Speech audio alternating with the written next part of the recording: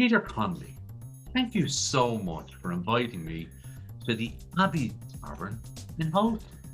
Hi Gary, you're very welcome to be here. What's the story with the Abbey Tavern? It looks very bright. It looks very clean. Unfortunately, it's empty at the moment, but there must be a story. Not a massive story, but it's somewhere that I like to go with my old man for a pint. In fact, when you brought up the picture there, I was very impressed that you managed to get the exact part of the bar where my initials may or may not be engraved, and it's usually where me and my old man try and sit. So Okay. And where are we yeah, looking? So we're in Holt. So are we looking out? The you're behind you. There's a window there that looks out onto the main street there. hmm. And then so out there through that window and down to the left is down towards the harbour.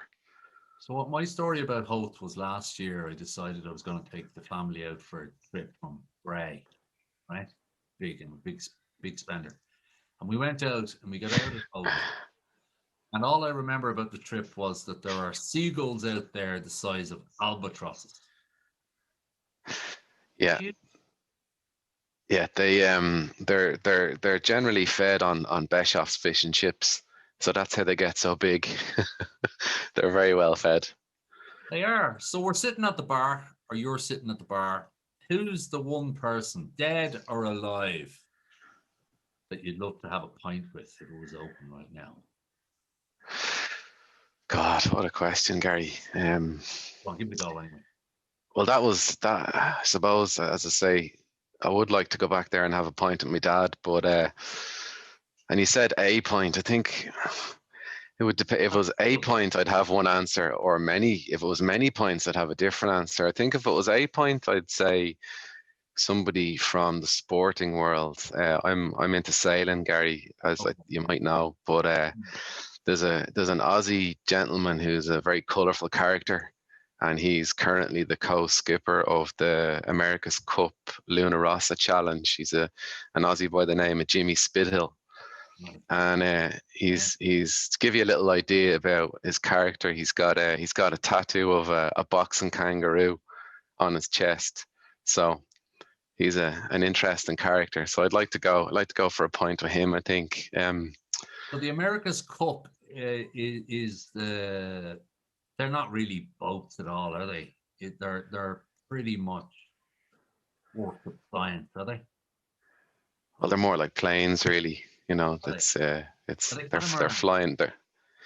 They were in the last iteration back in 2017 in Bermuda, but this one in Auckland, they're using a single hull, a monohull boat, and it's flying above the water. It's pretty spectacular stuff. It's closer to Formula One or flying a plane than sailing a boat, really. But sailing and flying are similar sorts of beasts. So, but obviously that's your thing. You love the water. You told me some great stories earlier about swimming in Alcatraz and stuff. But what disciplines? You know, I'm thinking about the guy you want to have a pint with is obviously a character, right? But when you get on a boat like that, I'm thinking it's all discipline. Everybody has to know their role, and you got to do it. If you don't, you're going to cause disruption to the flow or maybe danger. I mean, the speed those guys go at, right? Yeah, it's like everybody on that boat has nerves of steel. Like they're traveling at speeds in and around 50 nautical miles per hour, which is just it's hard to wrap your head around how fast that is.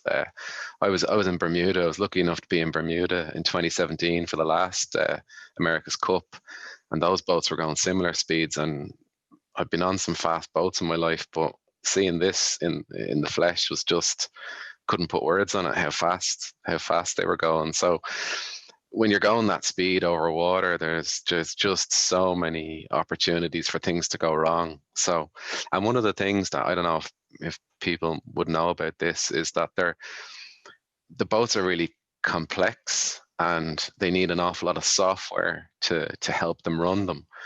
But they're not allowed to use pre-recorded routines. So if they know a certain setup works, well then they're not allowed to hit the save button. they actually have to manually get there themselves every time. So the art and the skill is still in it. So if you see the boat performing well, it is down to the crew. It's not down to, Okay. technical wizardry. So, yeah. And it's amazing when, like, I don't know anything about the America's Cup apart from somebody always won it and somebody else won it a couple of years ago and it was like big deal. But when you speak to someone who knows the subject matter in detail, it becomes like baseball. It looks like a ridiculous game when you speak to someone who actually understands it, and then you get such an appreciation for it. If you were writing a book, would it be something along those lines? The appreciation of swimming off Alcatraz. If you were doing a self-help book, what would it be? I don't know if I should write a book, Gary. I think I know when we were chatting earlier, I mentioned that I've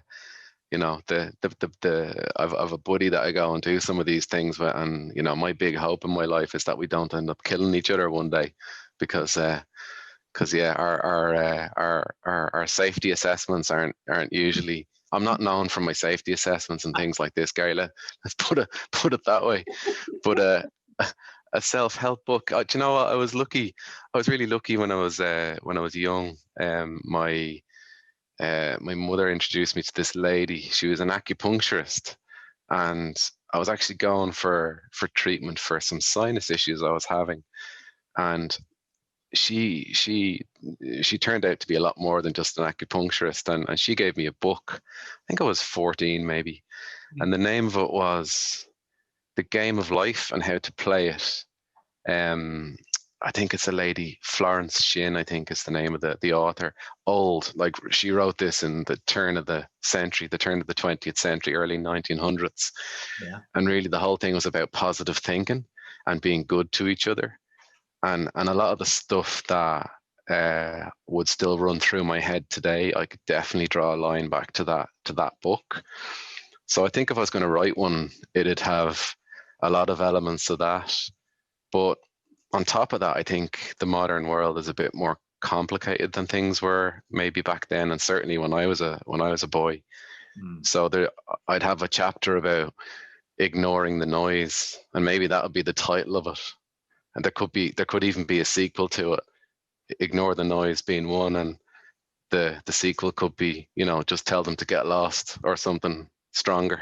Well, this is a family show, so I like your style, and it probably would be something a bit stronger.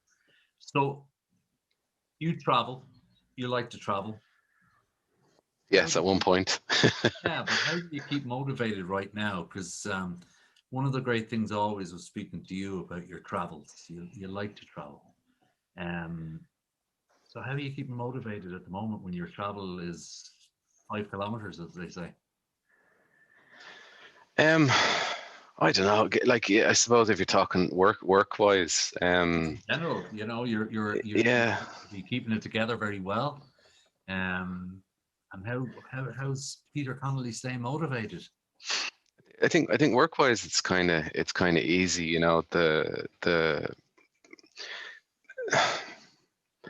I always urge people to not put the pressure on themselves to have the dream job. You should always try and work. Like, I do believe you should try and work on something that you're passionate about, but you shouldn't let that get in the way, or you shouldn't let the idea of a dream job being the ultimate thing that you have to have in order for you to be passionate. So, and you can get passionate about, just doing a good job for your teammates, and I think when you can hook into that sort of thinking, I don't find it that hard to get motivated at all, because I want to do a good job for my teammates. As simple as that. So Peter Connolly, it's been short and sharp. We've been in the Abbey Tavern. It's your round, in case you haven't noticed. And maybe the next time we will be in the Abbey Tavern. Thank you so much. Stay safe and keep doing what you're doing. Thanks, Gary. Pleasure. Take it easy.